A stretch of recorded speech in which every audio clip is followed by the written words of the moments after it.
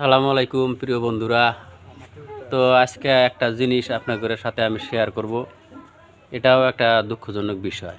যেমন এই যে দেখেন, এই যে কুকুর একটা শুয়ে আছে, আরাম করে আছে এখানে, দেখতে পাচ্ছেন। এই দেখেন, এই যে কুকুর এরকম করে আরাম করে সাধারণত, অনেক সময় মাথাটা মাটিতেও নিয়ে থাকে।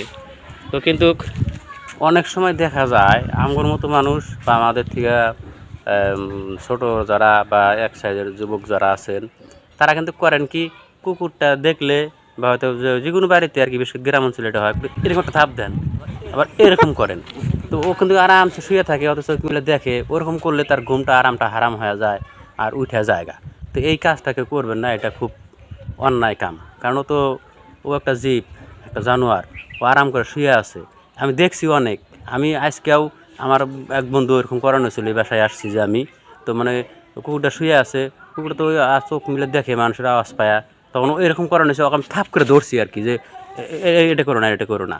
তো বন্ধুরা, ভিডিওটা একটু ভালো লাগলে লাইক কমেন্ট এবং শেয়ার করে দিবেন।